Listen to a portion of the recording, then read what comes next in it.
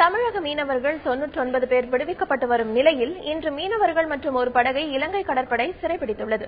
இதுகுறித்த கூடுதல் விவரங்களை எமது செய்தியாளர் பாலாவிடம் கேட்கலாம்.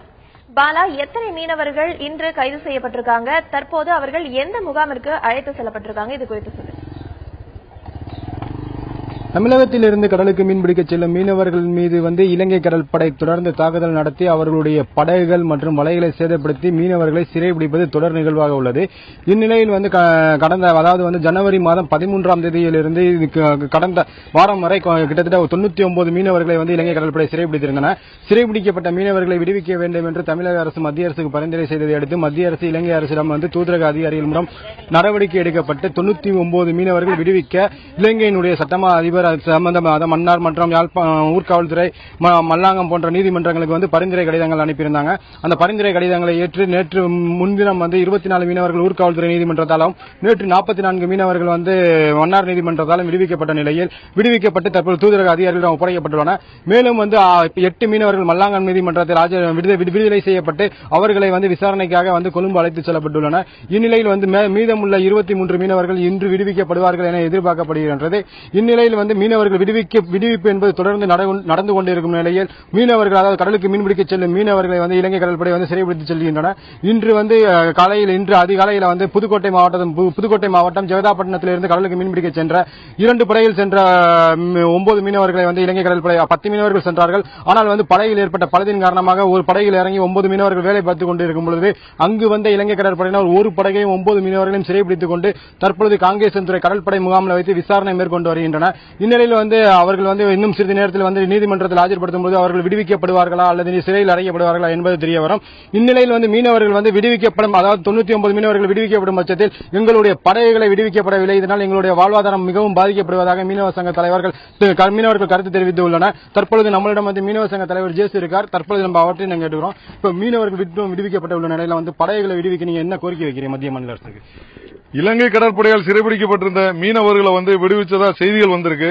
ஒரு பக்கம் சந்தோஷமா இருந்தா இன்னொரு பக்கம் மிகுந்த வேதனையா இருக்கு. ஏன்னா தமிழக மீனவர்களுடைய வாழ்வாதாரமாகிய விசைப்படகுகள் ஒவ்வொரு படகும் சுமார் 20 லட்சம் முதல் 25 லட்சம் வரை அவங்கவுங்க சொந்த செலவுல கடன் வாங்கி பொண்டாட்டி உள்ள தாலியை வித்து எடுக்கப்பட்ட படகுகள்லாம் விடுவிக்கப்படாம இருக்கிறது மிகுந்த வேதனையா இருக்குது. இதற்கிடையில இன்றைக்கு சேதாவனத்தை சேர்ந்த மீனவர்கள் 9 பேரை அரெஸ்ட் பண்ணிருக்காங்க. ராமேஸ்வரத்தை சேர்ந்த மீனவர்களை பாட்டிலால அடிச்சு, கற்களால் அடிச்சு, வலைகளை வெட்டி உடுத்தி சேதப்படுத்தி இப்படி ஒவ்வொரு நாளும் மீன் பிடிக்கவே பயந்த நிலையிலே போய்கிட்டு இருக்காங்க. இதற்கிடையில அண்டை மாநிலங்களுக்கு பயந்து இடம்பெயர்ந்து செல்றாங்க. மங்களூரு, கேரளா போன்ற மாநிலங்களுக்கு இடம்பெயர்ந்து செல்றாங்க. எங்க படகுகளை உடனே மத்திய அரசாங்கம் மீடு தரணும். தமிழக அரசு முதலமைச்சர் அவர்கள் படகுகளை விடுவிக்க கோரி மத்திய அரசுக்கு கடிதம் எழுதிக்கிட்டே இருக்காங்க.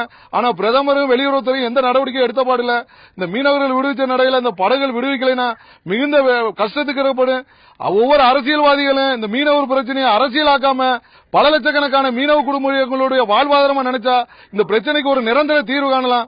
இந்த 45 நாள் தடை காலத்திற்குள்ளே எங்க விசைப்படகுகளை மீட்டு தர்றதுக்கு நடவடிக்கை எடுக்கணும். இந்த எலெக்ஷனுக்கு முன்னாடி எங்க படகுகள்லாம் மீட்டு தரலைன்னா ஒட்டுமொத்த தமிழக மீனவ அமைப்புகளை எல்லாம் நாங்க சேர்ந்து மிகப்பெரிய போராட்டத்தை நடத்தலாம்னு சொல்லி திட்டமிட்டு இருக்கிறோம். உடனே மத்திய மாநில அரசு துரித நடவடிக்கை எடுத்து எங்க படகுகளை மீனவர்களை மீட்டு கொடுக்கணும். பிரச்சனை இல்லாம மீன் பிடிக்கிறதுக்கு வழிவகை செய்யணும். தற்பொழுது மீனவ சங்க தலைவர் ஜேசு கூறும்போது இலங்கை கடற்படையால் பறிமுதல் செய்து வைக்கப்பட்டுள்ள படகுகளை மீட்டு எங்களுடைய வாழ்வாதாரம் காக்க மத்திய மாநில அரசுக்கு வழிவகை செய்வதுடன் பாதுகாப்பாக பாரம்பரிய இடத்தில் மீன்பிடிப்பதற்கு வழிவகை செய்ய வேண்டும் என்பது இவருடைய கோரிக்கையாக உள்ளது. பாலா, ஏற்கனவே விடுதலை செய்யப்பட்ட மீனவர்கள் எப்போது தமிழகம் வர இருக்கிறாங்க?